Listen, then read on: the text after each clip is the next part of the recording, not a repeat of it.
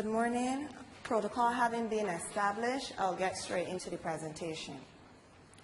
As adults, our eating habits have developed over many years and have been influenced by various factors, including our likes and dislikes, religion, cultural beliefs and practices, and now, more so than ever, the rising cost of food. To change them drastically is very difficult. However, it is often necessary. Presently in Barbados, there is an increasing prevalence of chronic non-communicable diseases, namely obesity, diabetes, hypertension, and heart disease. Given the strong link between diet and these diseases, it is absolutely necessary that we work toward improving our food choices in an attempt to lead healthier lifestyles. It is undeniable that most Barbadians have a sweet tooth. Is that correct? And that is quite evident in our love for dishes such as sweet bread, cooked cassava pone, sugar cakes, nut cakes, snow cones, grape cake, and the list goes on. I am sure that all of us know at least one diabetic who cannot resist the temptation of savoring one of those treats that we just mentioned, even at the risk of increasing their blood sugar to skyrocketing levels. Right, Mrs. St. Hill? Similarly, most other persons who suffer from other chronic non-communicable diseases often ignore the dietary guidelines set out by their doctors and their dietitians because they mainly believe that they will have to give up the foods that they love. But this is not true. Many of the foods that we have become accustomed to, and in some cases addicted to, can be modified to meet the specified dietary guidelines by just making a couple of alterations. We often preach to our students everything in moderation. However, these dishes, rather than use them in moderation in their original form, can be transformed into healthier options. The purpose of this exercise, therefore, is to illustrate various methods of modifying baked desserts in an effort to either reduce sugar, the fat content, or the overall caloric value, and in some cases try to increase the nutritional value of these products while not sacrificing the taste. After these methods have been thoroughly discussed, you will get the chance to demonstrate your understanding of what you have learned in terms of recipe modification. So I would appreciate if you listen carefully and feel free to ask any questions that you might have. All of us have probably attempted to modify dishes in the past. Is that so? Most of the time, we tend to do it in terms of what we would call our cooked foods, our rice and peas and chicken and so on. And the modifications that we are commonly exposed to would be things like grilling instead of baking, instead of frying, boiling, steaming. Those are the ones that we tend to advocate more so to students, reducing the salt, reducing sugar, and reducing fat in some of our dishes. However, in baked goods, it is not that simple. Therefore, it is important that we have a good understanding of the role that each ingredient plays in baked goods before we attempt to make that modification. All right?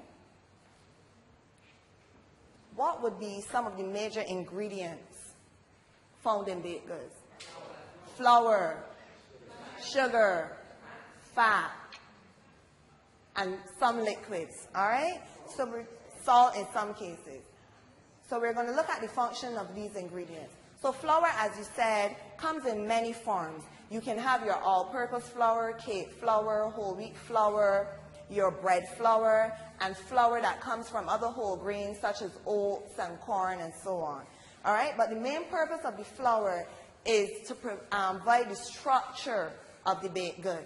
That means that it forms the body and the base of the baked good. All of you would have heard of flourless chocolate cake and so on, but that's because you have the egg there also providing the structure. But in most other baked goods, flour is primarily responsible for providing that structure that we have to the baked good. Another ingredient that is also important is sugar. Even though we try to cut back on it in terms of our everyday dishes, sugar is vital in terms of baked goods. in that it provides sweetness and flavor. It also adds color to the crust. It gives tenderness and fineness of texture. And when creamed with butter, it incorporates that air that we want in our light and fluffy cakes. All right? Another important reason for including it is because it increases the keeping quality of the product, in that sugar is a preservative, so it helps prolong the life of the product.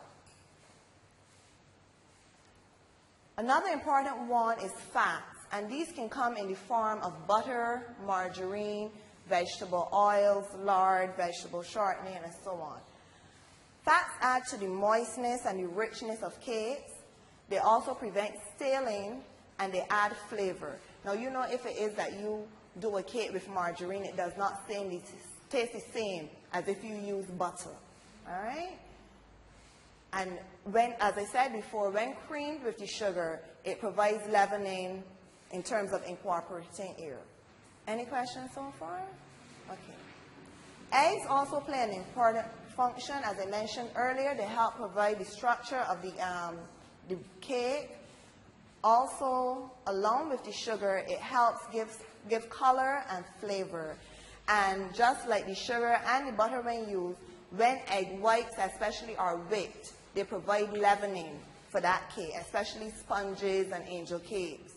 All right? The yolk of the egg, even though we try to avoid it because some people think that it contains high cholesterol levels, is also important because it helps make the batter smooth. So you don't have a lumpy batter, a batter that starts to separate and so on because of the presence of that yolk. And because eggs contain a lot of water, they also add to the moisture of the cake.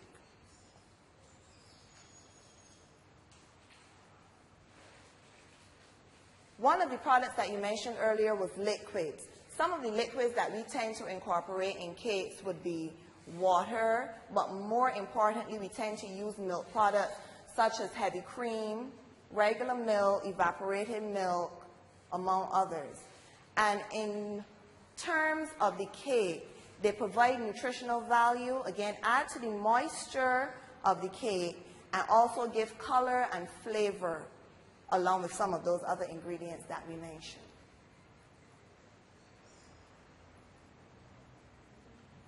Other ingredients that don't play what I would say a major role, even though they contribute to the success of the cake, would be leavening agents such as baking powder, yeast, and baking soda.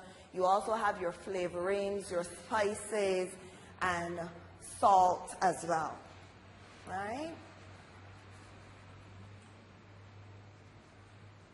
The reason that I went through all of this, as I said earlier, we cannot modify baked goods without knowing the role that each of these ingredients play. Because once you remove or alter one of these ingredients in some form, you're going to affect the overall outcome of the cake. So it's important to have that good background on how everything works in terms of a cake.